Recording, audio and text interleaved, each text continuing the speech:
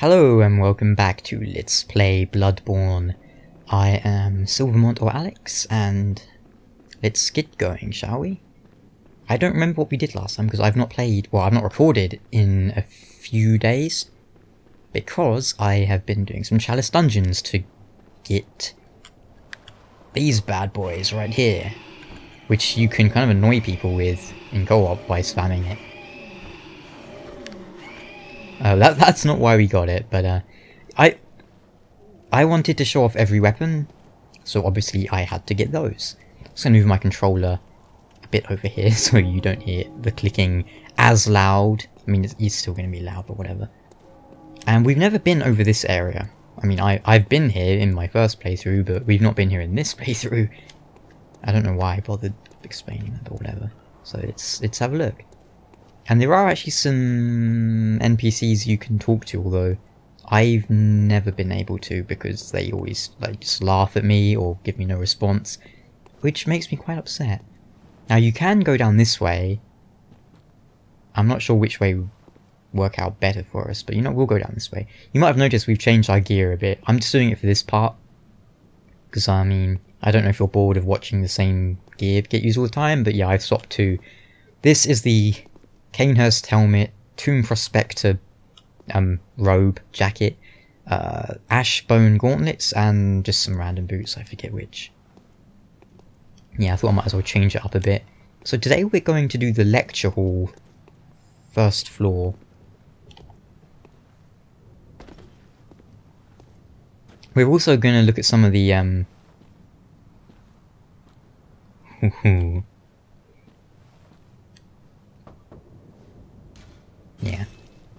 Yeah, as I said, you can come here earlier and talk to these guys. Not these guys, the people in there.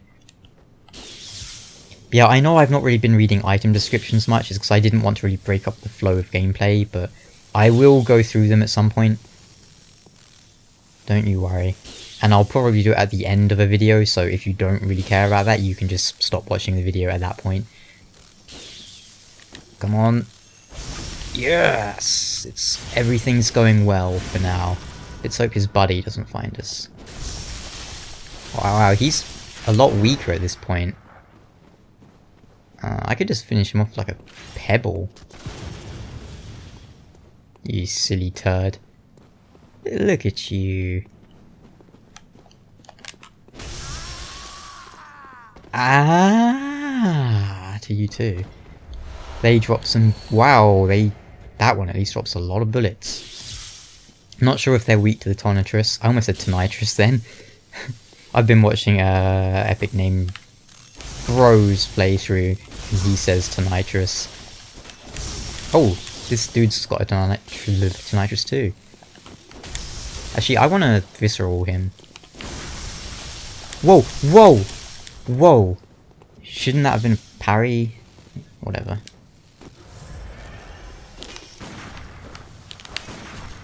Okay, those I know. What? That one should have been one though, surely. Ah, to you two. Yeah. I don't know if it is Tonitrus or Tonitrus. I say Tonitrus. I don't really think it matters, to be honest. Just say whatever you want, as long as people know what you're talking about. It's all good. There's... Oh yeah, normally there would be a sack guy up here, a snatcher or whatever they're called, but I think they all die once the blood moon comes. I think that's the blood moon, the red moon, whatever. Looking kind of weird at the moment, but whatever. Yeah, but let me just come up here again, just so I can show you where this is. I mean, people probably know it by now, but you know, it's not like a hard secret or anything. But yeah, I very strongly suggest coming up here because it lets you drop down to where these guys are. I actually missed that the first time round, and I got down there, saw those guys shooting me, and ran straight back up because I realised there must be, you know, there must be another way to get there. Because they never put enemies that... I mean, do they ever put enemies where you just can't reach them? I don't think so, but... They very rarely will put enemies where you can't reach them.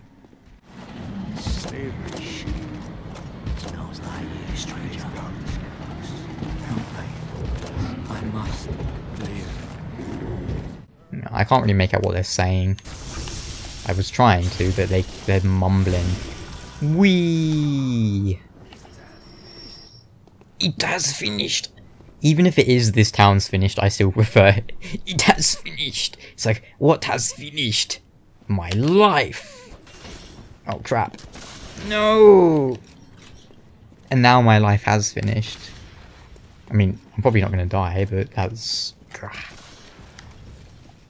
It has finished! Damn. Oh, I almost kind of went flying over there and to my doom. What's down there?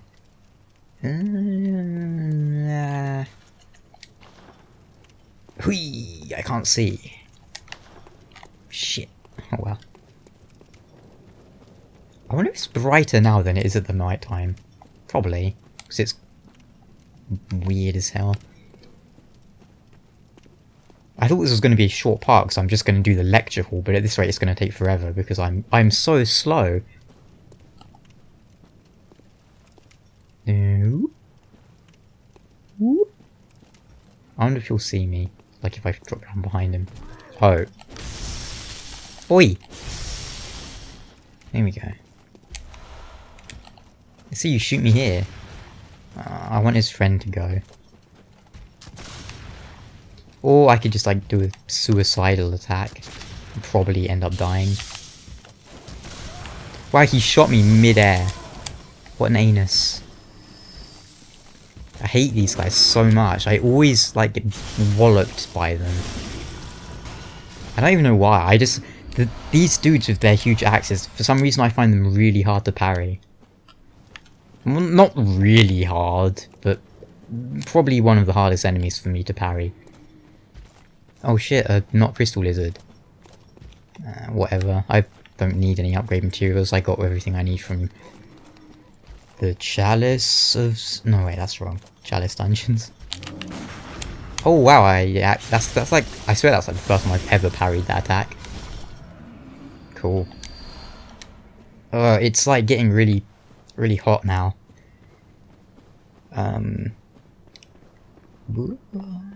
So yeah, I will break the illusion, and it's actually like April at the moment when I'm recording this, but this video is not going to go out until May, because if you don't know, I record all my Let's Plays in like, not in one go, but I record them all, and then like that's after after it's all been uploaded and I've made sure everything works, that's when I make it go public. But right. If you come here without the tonsil stone, you will die, but if you have the tonsil stone, which I think we have, this will happen.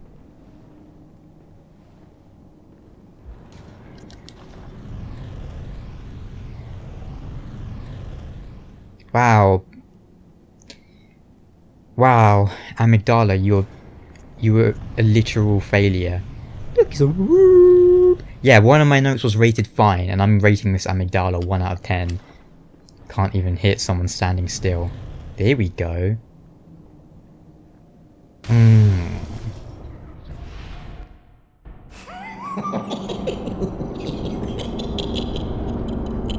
Oh, Amygdala. Oh, Amygdala. Have mercy on the poor bastard.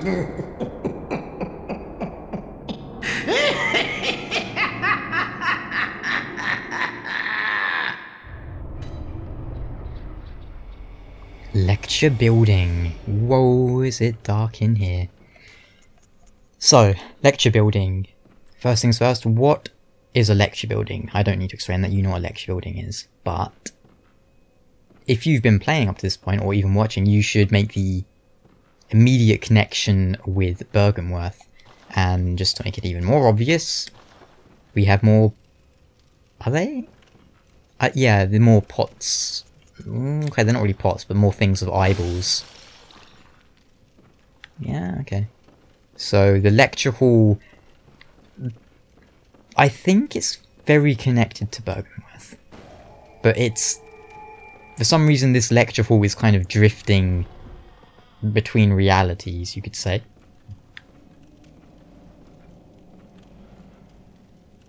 Quite a small area, but quite an interesting one too. Hello?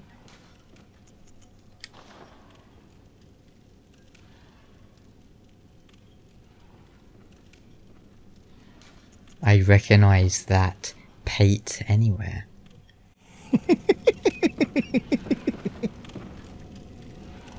What a joy it is to behold the divine. It must be such a pleasure. You're in my debt, you know. You're nigh on a beast of the field. But here you are, treading a measure with the gods.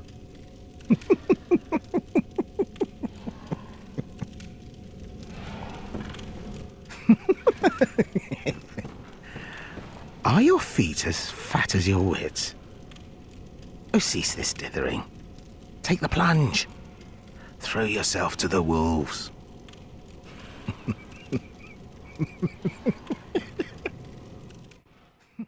Are your... If you don't recognise the voice, that is Patches. That's his voice. He actually does another character in this, I believe. I think he even voices one of the player characters. Not sure which one. Like the, you know, like the grunts that your character does. Nothing here. Why did I go with it? Notice Patches seems to think the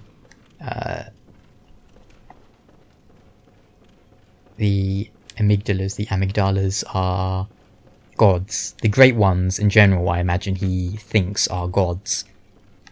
Are they? Oh. Who knows? There's some nasty ambushes in this place, at least in one spot. Yeah, look, more eyeballs. We'll just do that because I hate eyeballs. I don't hate eyeballs, but is it this one? I know there's one where I've never actually been hit by it, but it really did startle me. Oh yeah, that's the one. There's a few of them that are up on the ceiling like that. Whoa! Are they must be leak. They must be leak to electricity. They must be weak to bolt. Who's this? Lecture theatre key. But who are you? Wearing the uniform. So he's probably a student or a lecturer. I wonder if the books say anything. Probably not. No, probably just like low-res scribbling. But you never know. Look at these damn chairs. I've actually never been to university, so maybe this explains my hatred. Nah. I don't hate university. I mean, I've never been to one, so how could I hate it? Oh, that's dark as hell. Yeah, education. I never did well in school. I'm pretty stupid. Or maybe it's more that I have an authority issue. When people tell me to do something, I get quite stubborn and then go like, no, I don't want to. I mean, unless I respect that person. And you know, respect is earned. But with teachers, a lot of teachers don't earn their respect. They just think that you have to respect them because they are the teacher, and that's how things go, you know? And I guess that makes sense. It's like with a policeman, to a certain extent. Policemen, you're meant to do what they say because they are the law. I am the law. Yeah, but for me it was different with teachers because, yeah. I mean, there were teachers I respected, just not many of them. A lot of my teachers were pretty shit, I think. Jeez, these guys are literally bashing everything that I am. They are even bashing my deepest, innermost existence. My soul. My dark soul! I think that's like actually the first thing I ever said in any of my Let's Plays. It was like, my soul is dark and edgy, just like this game. Which was, obviously, I was making a joke. It wasn't a very good joke, but fuck me, why is there so many of you? I'm really upset. What were you even doing? Spraying me with your crap? Oh dear.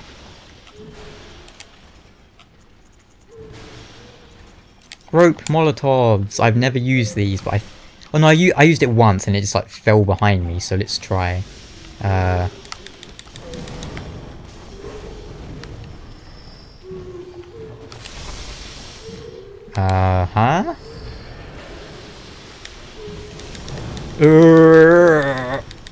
This is the best thing ever.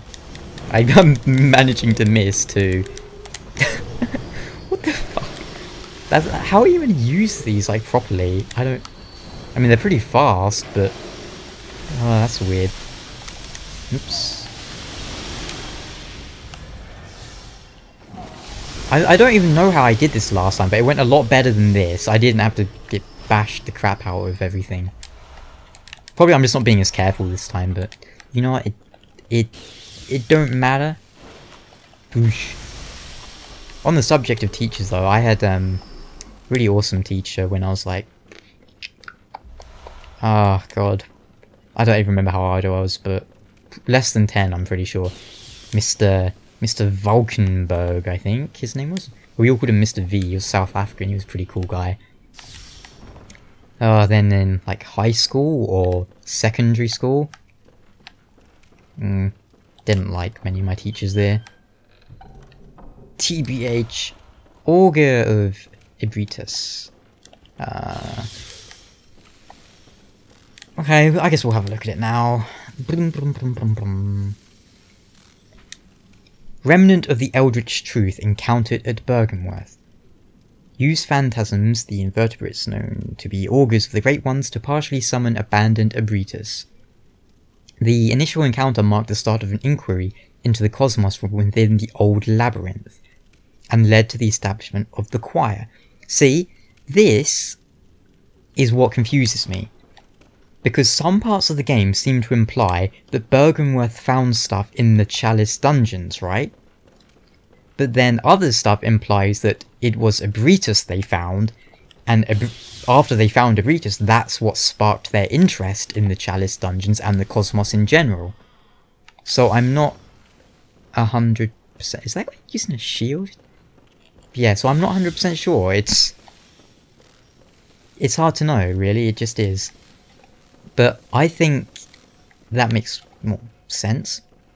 Basically, they find Abritus and they go, oh my god, what is this? It's like bleh, space Jesus god thing. And then they find, but they founded Bergenworth. They created Bergenworth and they started studying the Great Ones. And at some point, Willem and Lawrence perhaps had a disagreement. Yeah, I see you on there. And...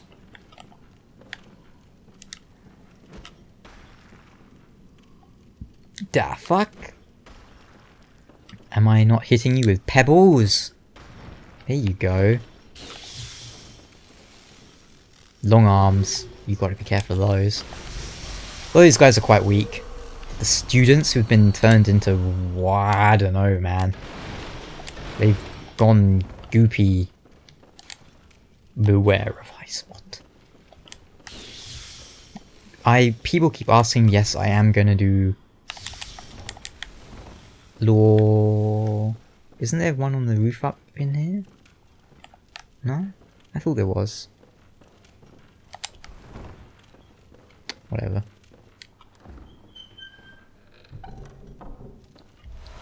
Red jelly.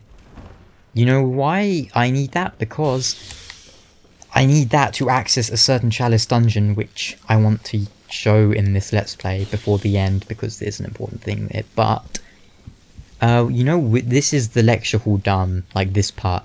Later on, we will go and do the upper part, but you can't access it from down here, so if you want to go up there now, don't worry about it. You can't. You will be here a bit later on, though. I mean, you could technically go there now, but you'd have to go through Hidden Village and do that. So, yeah, just don't worry about it. Open door to outside. And, yeah, now we can see that the lecture hall is kind of floating between reality.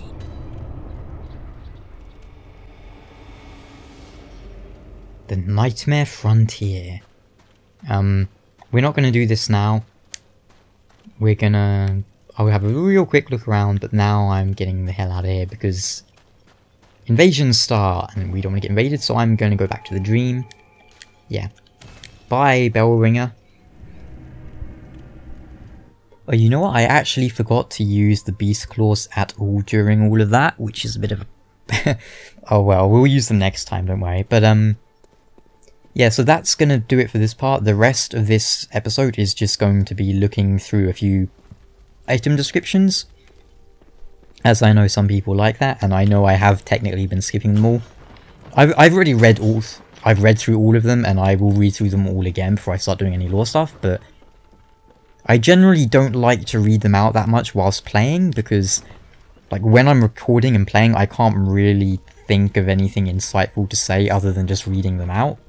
But we'll read through all the chalice stuff and the runes, because the runes do have a lot of interesting stuff in.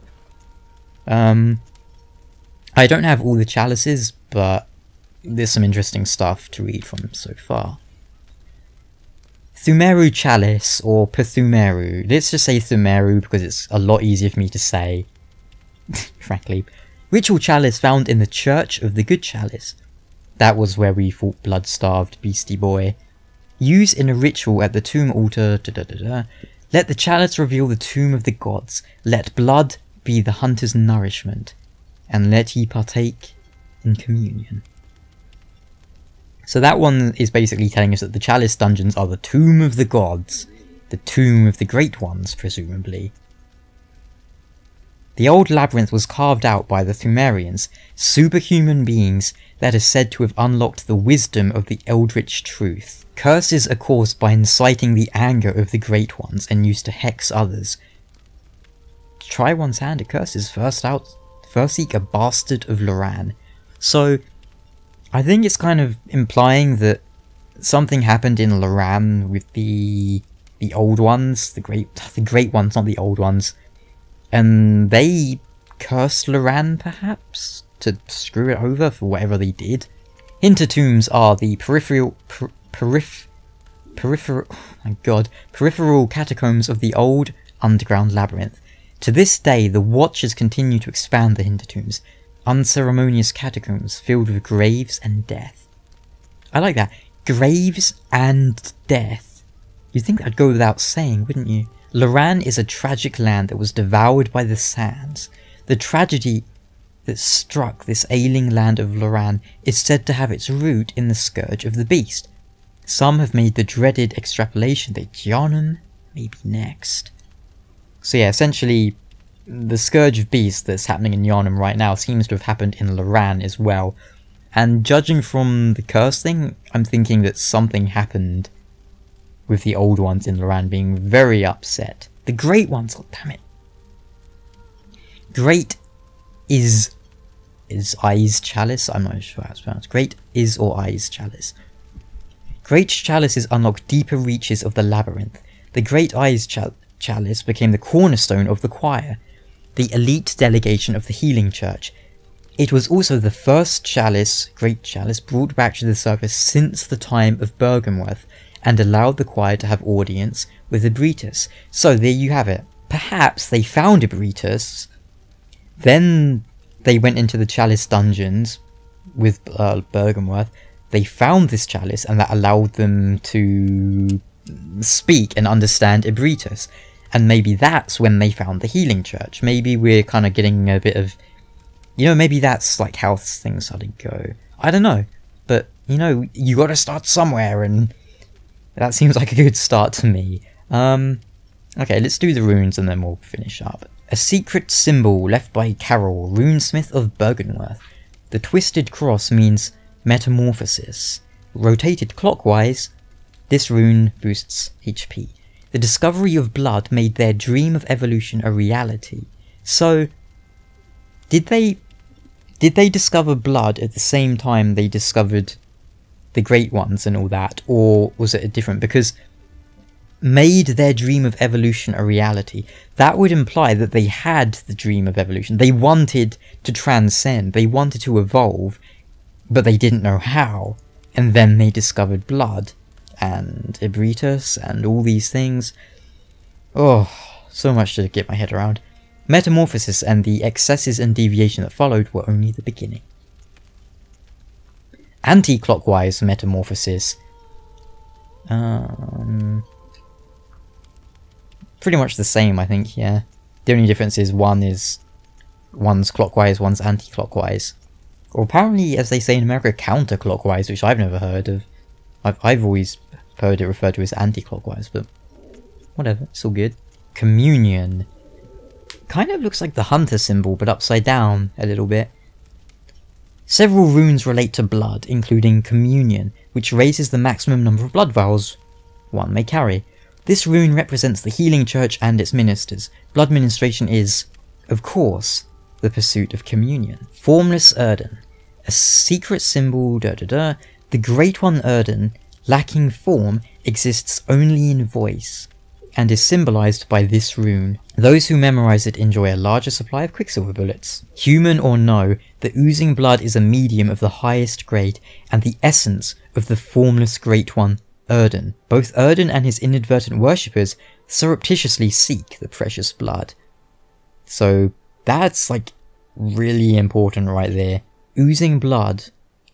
Does it mean only oozing blood, or does it just mean blood in general is a medium of the highest grade and the essence of the formless Great One, Erden? Formless meaning that he has no body, he lacks form. And interesting that it relates to quicksilver bullets, because we can make quicksilver bullets out of our own blood, and quicksilver isn't actually silver. Like, werewolves and all that are like meant to be weak to silver, but quicksilver is mercury, and I think mercury is poisonous. I mean, like, even in small quantities, but I'm not... I never paid attention in chemistry. Would it even be chemistry? I guess it'd be chemistry, but yeah, that's pretty interesting, actually. Quicksilver... The claw mark is an impulse to seek the warmth of blood like a beast. It strengthens visceral attacks, one of the darker hunter techniques. Although the difference is subtle, Runesmith Carroll describes the beast as a horrific and unwelcome instinct deep within the hearts of men, while Clawmark is an alluring invitation to accept this very nature. Blood Rapture. A Carroll rune that transcribes in human sounds.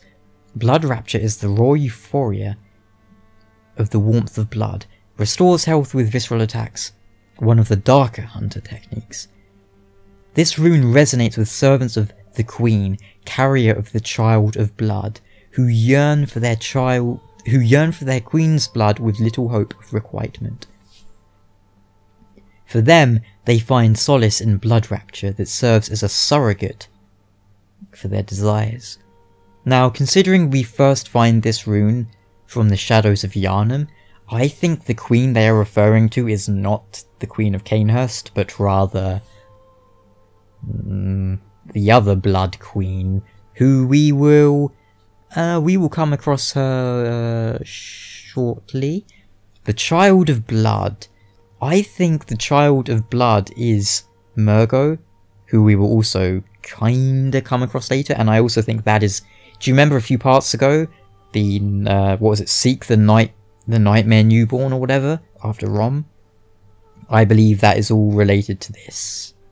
The heir sees sentimentality in the warmth of blood and acknowledges visceral attacks as one of the darker hunter techniques. Perhaps the heir is a hunter who bears the echoing will of those before him, and I believe we picked this up from Hunter Henrik. Not really sure what that could imply, other than visceral attacks being a darker hunter technique is probably referring to how your hand turns beast-like temporarily whilst you visceral attack. Okay, so all the lake and sea ones are the same, pretty much. This transcription of the Great Ones in human voices ripples like a watery reflection. This rune means lake, and those who memorize it enjoy general reduced damage, and the other ones just reduce other damages. Great volumes of water serve as a bulwark guarding sleep, and an augur of the eldritch truth. Overcome this hindrance and seek what is yours. Now, you can kind of tie this in with Rom, because Rom was under the lake. He was beneath great volumes of water. And overcoming the hindrance of Rom, what are we going to seek that is ours, I wonder? Probably nothing, but you never know. Still, I do think this is connected to Rom, all these lake things, something to do with water acting as a kind of shield, where the Great Ones can sleep beneath it, or be protected by it, or... Definitely kind of Cthulhu-y, isn't it? Because, I mean, Cthulhu was like sleeping under the sea and all that good stuff. Moon. A transcription of Moon as spoken by the Great Ones inhabiting the Nightmare. The Great Ones that inhabit the Nightmare are sympathetic in spirit, and often answer when called upon. This is one we picked up from killing Willem before we fought Rom. A transcription of I as spoken by left behind Great Ones. Allows one to make additional discoveries. I symbolise the truth Master Willem sought in his research. Disillusioned by the limits of human intellect, Master Willem looked to beings from higher planes for guidance, and sought to line his brain with eyes in order to elevate his thoughts. I don't really understand the whole lining your brain with eyes thing, but maybe, I guess it's connected to insight, like, in some silly way, but there is, like, such an obsession with eyes. Like, they think having eyes is gonna, like, what is it that you're going to see inside your head? Or, I don't, something to do with seeing the truth or learning the truth. It's a bit too abstract for me, to be honest. Beast. Transcription of the roar of a labyrinth beast. The bearer of the beast rune has accentuated temporary transformation effects. Beast is one of the early Carol runes as well as one of the first to be deemed forbidden. The discovery of blood entailed the discovery of undesirable beasts. And that would presumably be because I don't know if having too much blood makes you into a beast, or if it's just a time thing or what, but obviously all of these beasts we're fighting appear to have once been, well, humans or hunters and so forth. And here we have Hunter. This is one we got from Eileen's quest line. This red smudged rune means Hunter. Hunter! And has been adopted by those who have taken the Hunter of Hunter's oath. These watchmen admonish those who have become addled with blood, be they men or beasts. Anyone who has threatened the pledges of the Hunter's oath surely has an issue with blood. This one we got from Cainhurst. Several runes contain a nuance of blood, including the rune of corruption, associated with the oath of the corrupt. Pledges to this oath are Cainhurst Vilebloods, hunters of blood who find dregs for their queen in cold blood, particularly in that of hunters. Yet the corrupt are heretics in the eyes of the church, and thus subject to the wrath of the executioners. Speaking of which... Radiance. The rune for Radiance, adopted by the sworn executioners under Ligarius, was it Ligarius? Who knows? Command. The executioners despise the impure Vilebloods, and no matter what the circumstances, would never cooperate with the bloodthirsty hunters who serve the undead queen, Annalise. So there you have it. Those are the three pseudo-covenants in the game. The Hunter of Hunters, the Vilebloods, and the Executioners. The only thing that I've noticed about it is that, I mean, aside from the effects they give, which the Hunter of Hunters gives you increased stamina regen, barely noticeable to me, but yeah. The Executioner one increases the amount of health you restore with a health blood vial thingy. And the Vileblood one itself means you regen health when you're really low on health. I've not really ever tried it out because it sounds kind of useless to me, but there you go. So yeah, so aside from that, if you're in the Vile Bloods and you get summoned by an Executioner, you will have to fight. I mean, you won't have to fight, but you won't. You will be hostile to each other and be able to hit each other. Same if you are in the Vile Bloods and you summon an Executioner. If I didn't say that the first time, but yeah. Either way, if you summon a Vile Blood or vice versa and you're in the Executioners, you will fight. Probably. Hunter of Hunters doesn't really seem to do anything. Oh look, there's a... looks like a burial blade there in the back. That's kind of neat. But yeah, that's gonna do it for this part. Bloody books.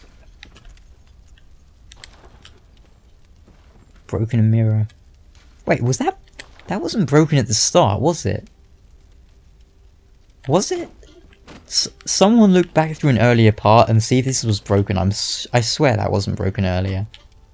That's so weird. To escape this dreadful hunter's dream, halt the source of the spreading scourge of beasts, lest the night carry on forever. And we're getting close to the source of the nightmare. And we will deal with that shortly. Where is old Gammon? You can see some of my chalice dungeons here on the tombstones. Is he over here? Like, do you remember earlier in another part I was running around and then I walked in and he was just like he was invisible where he normally sits? I wonder if he's there again. Yeah, it's like loaded the game. He was like just... oh, okay, he's not here. He was like invisible. That was weird. I'm assuming that was a glitch, but whatever. I will see you guys next time for more playing Let's Bloodborne. Until then, take care. Ciao. So good. We've got plenty of shit to do. Oh, that's nice. Dun, dun, dun. Whoa, hello. Hello, hello. Get down. Ow!